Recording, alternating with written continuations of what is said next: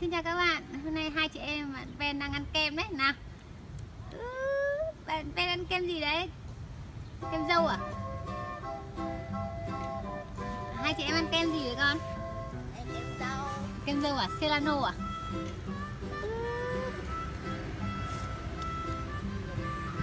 Ngon không Ben? Ben ơi ngon không? Ngon không? Ngon không con? Có ngon không?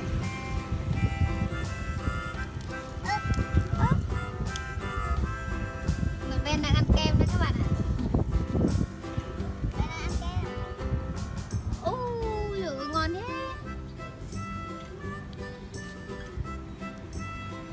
Ôi giời, ngon thế. Ở đây. Ôi giời, ngon thế. Hai chị em à? Hai chị em ngồi ăn kem à? Hai chị em đi mua kem về ăn à?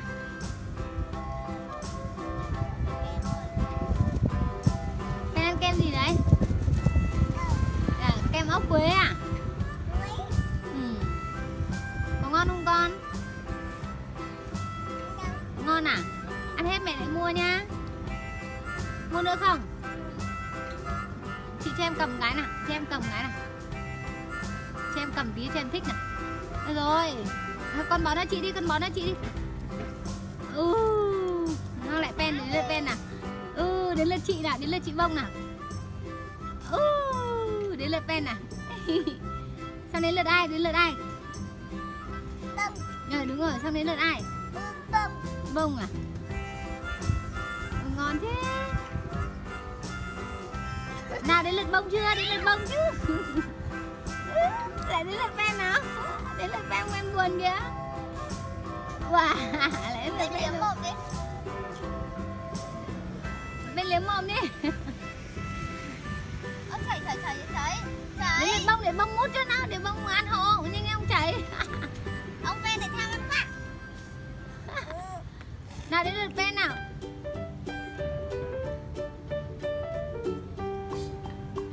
Bây giờ thì mồm ấy.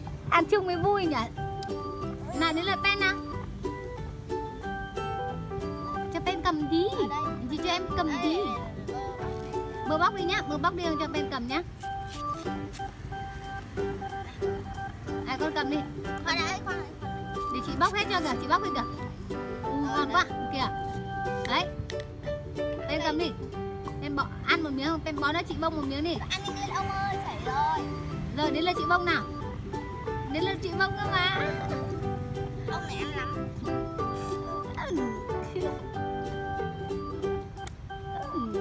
Nào đến lượt chị bông cơ mà. Ben này lúc nào cũng thế.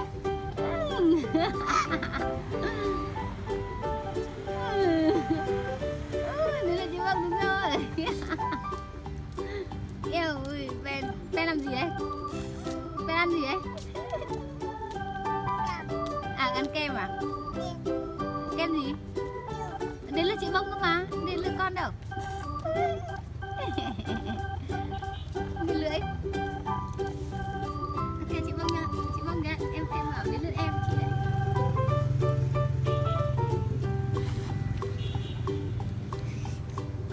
Hai chị em ăn kem đấy các bạn.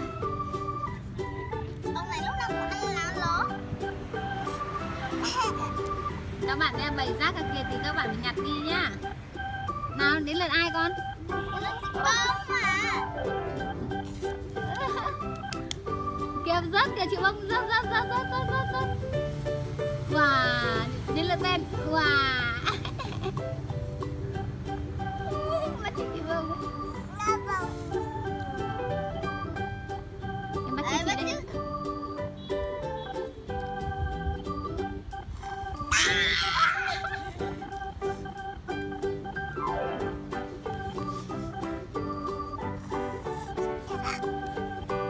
Lạnh quá.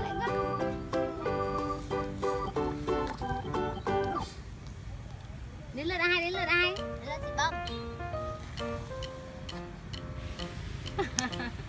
Chị bông xuống răng rồi. Chị bông đã phải bỏ cuộc rồi. Chị bông không thể nào ăn được miếng kem to quá. Chị bông giúp em sắp chảy rồi kìa. Nào để chị bông lấy chỗ chảy cho con nha. Bạn Ben đang ngồi ăn. Kìa kìa ngồi đi, chị em bảo chị ngồi đi kìa. Kìa. Anh lên ai nhờ? Cái này chị Bông. Bông. Lau miệng đi kìa, ủa tôi chết rồi, rơi hết cả áo rồi con ơi. Chết rồi. Rơi cả áo rồi. Còn làm gì đấy chị? Rồi thì lau miệng các bạn Ben không nào. Chị Ben là sắp bơ xin miếng đi mà. Ben ăn tham thế. Rồi đâu người ta xin miếng gì hết cả ấy. Không thơm với Ben nữa. Nào để mẹ lau miệng cho Ben nào. Úi giời, Cái miệng xấu chí.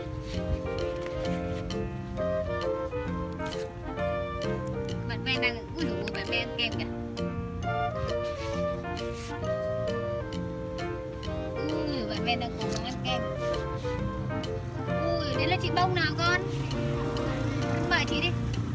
sao bơ cầm. Cho bơ cầm cái. Ben cầm mỗi Cho bơ cầm cái. đồ tham lam. Đây là đồ tham lam à? Bảo không phải đâu em không tham lam đâu. Ben không ai đâu làm gì. Ben là đồ tham lam.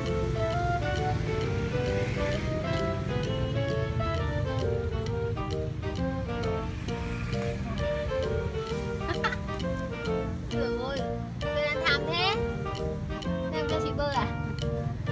Ben ăn tham thế. Ben ăn gì đấy? Kem. Kem á? Kem. Kem gì con? Ừ. Kem gì? Ừ. Con cho chị Bông đi nhanh ngay. Mời chị Bông đi, em xin lỗi. Con bảo đi em xin lỗi, em mời chị. Em mời chị, đúng rồi.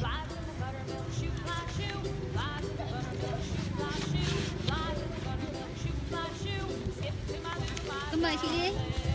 Đâu? Ơ. Ôi chị Bông lạnh rồi, chị Bông nuốt tận óc rồi.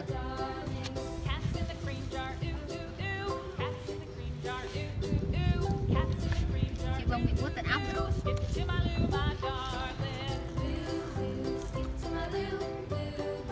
Ui, Phải cắn ốc quế đi Ben. chị cắn giúp em không biết ăn ốc quế. Nào đưa đây bơ ăn ốc quế xong. Để chị ăn ốc quế nhá, ăn ốc quế mình đến kem mà ăn chứ. Ôi đấy là pen nào. Ôi, Không có mà ăn ốc quế rồi.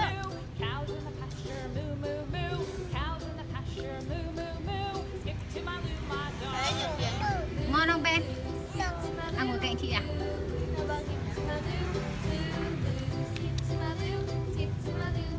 cạnh chị là tình cảm à? Nào, chị báo cho chị nào.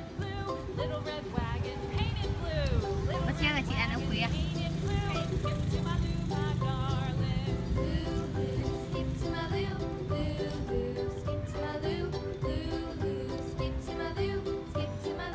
Trời ơi đấy.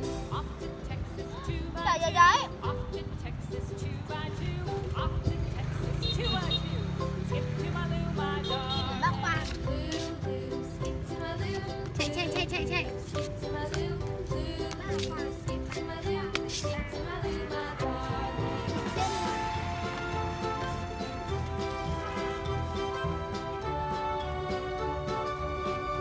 Hay ăn kem à?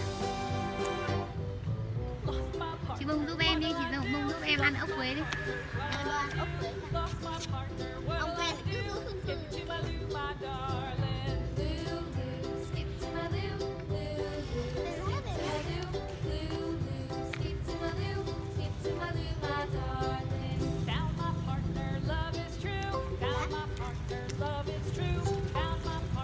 Ben cứ giữ không cái kem à? Ben ăn gì ăn tôi sợ ăn tham thế.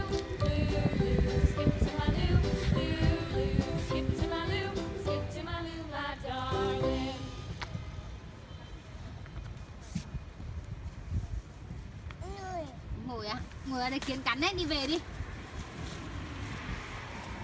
Về đi. Đi về đi con đi. Về không? Ăn xong kem chưa? Ben ăn xong kem chưa? Ben ăn xong kem chưa? Chúng mình về đi. Về không? Con chào các bạn đi. Bye bye các bạn. Bye.